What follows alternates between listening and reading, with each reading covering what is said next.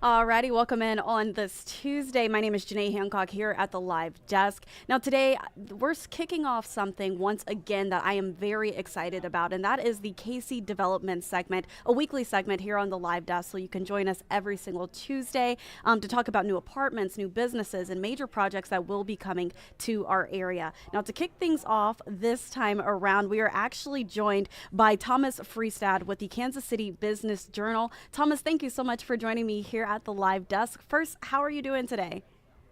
Happy to be here. You might have kind of come across your radar. Been decently busy news week so far. We'll see if Yeah, it can that tradition in the days ahead. But yeah. And it's really, it's just kicking off. It's only Tuesday, so we'll have to see what comes in the coming days for you. But I do want you to introduce yourself to our viewers before we start what we're going to be talking about today. So tell us a little bit more about you and what you do with the Kansas City Business Journal. of course, so in 4 days, it will actually mark my fourth year covering commercial real estate and development with the Kansas City Business Journal. Basically, if it is a big building in downtown or a big name company putting it up, it's probably under my byline. And I have taken the approach of people ought to have as much information as early as they can about what's going on in their backyards. And it's a role I am happy to have filled here. Well, I have to say happy anniversary and congratulations on your success so far. Now, you're now starting to bring that success into the KCTV5 newsroom here at our live desk with this weekly segment. So, I do just want to start off. We are going to be talking about two major projects that could soon be in our region. The first one is a major USA Gymnastics campus that could come to Kansas City, specifically the Northland area. Tell us a little bit more about what you know about that project so far. Of course, this was a little bit of a sleeper project that came up as I was doing some reporting around a different commercial development, one that might potentially house it up in the Northland. For a number of years, a group, the Chavez Investment Group, has owned about 87 acres outside of an office building, the Ambassador Building up in the Northland. They've sought to get city tax increment financing to do airport park and ride business, as well as a bunch of commercial pad sites that they would sell off. Recently, it came to my attention from the developer that they say they are in serious consideration to land USA Gymnastics National Training and Wellness Center, potentially also USA Gymnastics offices. It's an interesting project. It's not a done deal, but as far as the developer's concerned, their site might well be a finalist to bring this to Kansas City's Northland. And it's so exciting to think that this could soon be in that area, or not soon, but the Northland is definitely catching the attention of USA Gymnastics. And again, that will be the headquarters possibly for a major men and women's USA Olympic sport. So tell us a little bit more about what would be included on this campus. What could people expect?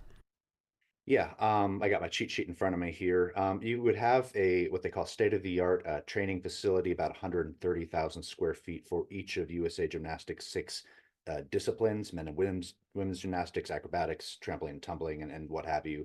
You'd also have some adjacent health facilities, medical rehabilitation space.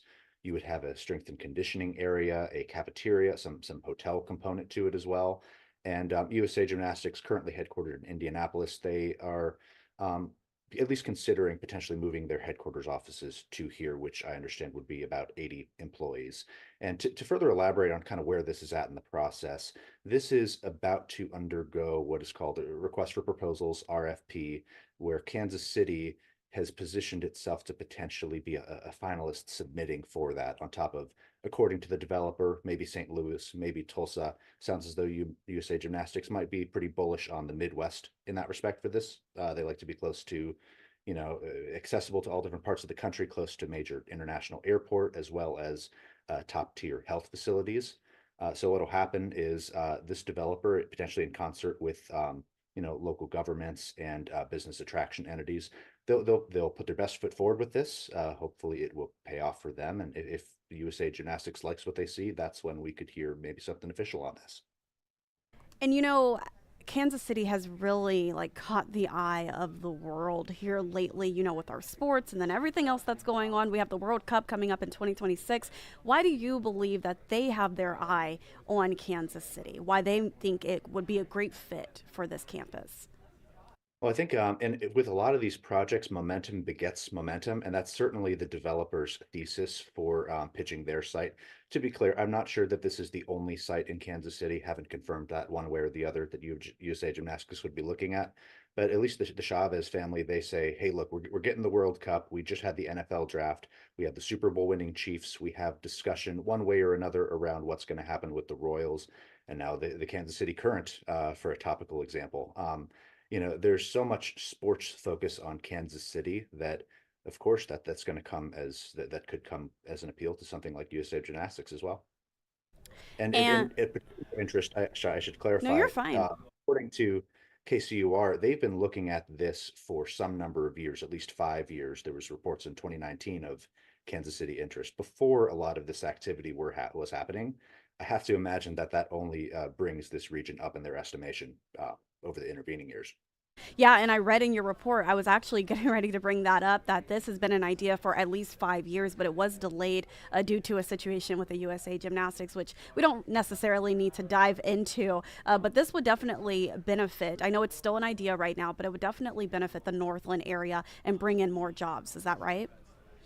Yes, the estimations outlined in what's called a request for expression of interest. They can get some really wonky acronyms in a lot of these development plans, but basically inviting kind of a broader swath of people to submit that they are interested in competing for this thing, and that's from where Kansas City would be considered. But in that, it outlines that there could be as many as 100 or more camps, gymnastics camps, coming to use this campus, visitors from all over the country, if not world.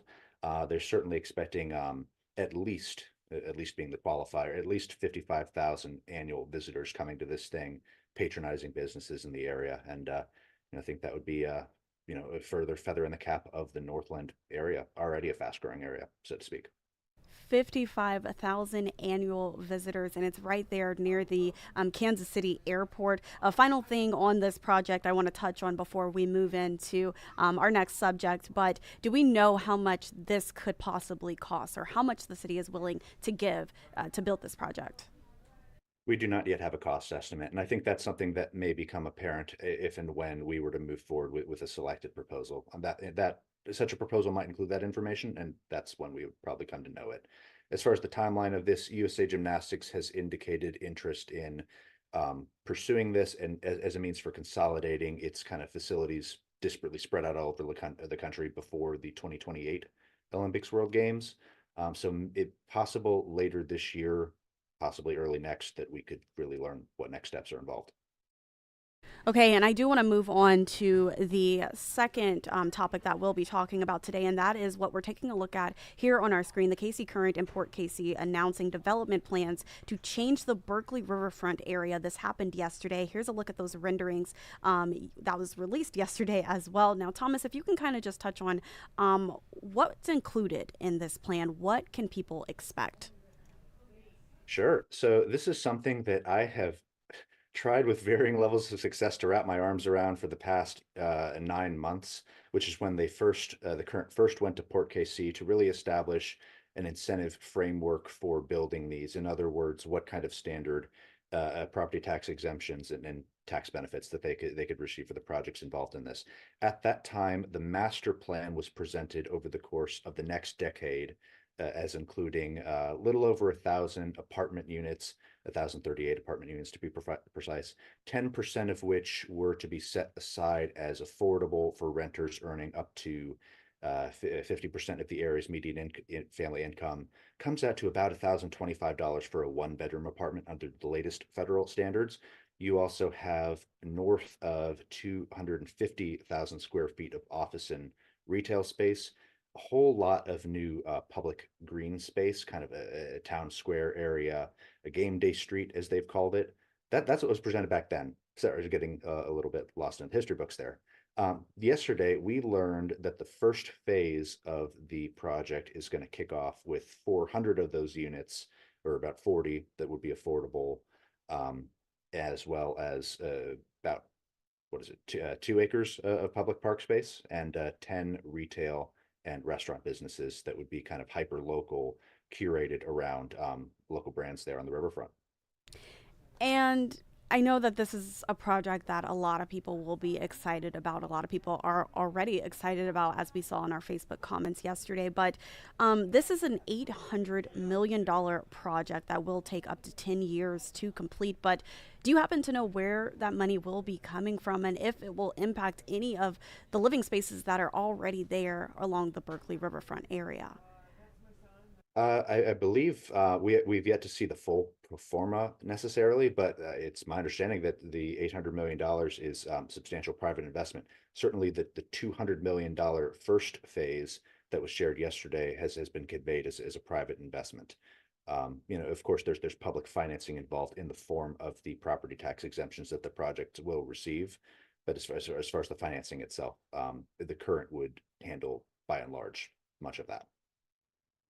Alrighty, and then as you just mentioned, the first phase is expected to start this year, actually. So we might see some progress when it's time for the 2026 World Cup that will be happening in a few years. I know, like we talked about before this live stream, that parking has already been a concern. Is there anything you can kind of tell us about that? If this is going to impact parking even more? Yes, I should say that the CPKC stadium that opened last month was never really contemplated as a vacuum. There was always some kind of shared parking arrangement contemplated with relation to development that, as the current was sharing 9 months ago here, that they'd always planned to do around this, and kind of a shared arrangement. In other words, it would serve residents, patrons, visitors to the riverfront, as well as people attending CPKC games. It came as a big surprise to a lot of people when they realized, I think that, parking might be less than they'd initially expected, but it was shared yesterday during a Port Authority meeting that there would be parking garages, shared parking garages nestled in a lot of these apartment buildings. Actually, there's a lone parcel not included in the Kansas City Currents plans that would include a shared garage that's a little bit south of where the stadium is right now. Also includes additional multifamily, and it will fill in over time such that it serves everything on the riverfront in kind of cohesive fashion. And Thomas, before I let you go here, I have to touch on the fact that we're already seeing traffic kind of pick up in that area because of the new stadium. Like I said, a lot of people are excited about it. What kind of economic success do you think that it will have come in 2 years when this project is built? 10 years, I should say. I think the current they shared some projections yesterday that combined the city and the state would see somewhere north of $500 million in economic output. Now, precisely what that economic output is, with around these stadiums, it can be a hairy issue. They didn't really elaborate on what those figures would include, but certainly, taking what at the Berkeley riverfront was once a former dumping ground, literally got remediated, kind of converted into developable pad sites, to have a private entity like the Kansas City Current come and take much of that in one fell swoop and put in, thousands of new residents, significantly above what was originally master planned for the Berkeley riverfront, as well as all these, offices, retail, and what have you. I think it just really contributes to the vibrancy of that area and, further connects it to what's going on in the downtown proper. And we expect to hear more announcements in the coming months for both projects that we just discussed. Thomas, I want to thank you so much for joining me for our first KC Development segment that we're kicking off this year in 2024. So thank you so much, and we will see you next Tuesday. Yeah, happy to talk anytime. And thank you to our viewers for joining us. I do want to leave you all with a live shot overlooking Kansas City on this kind of gloomy start to your Tuesday.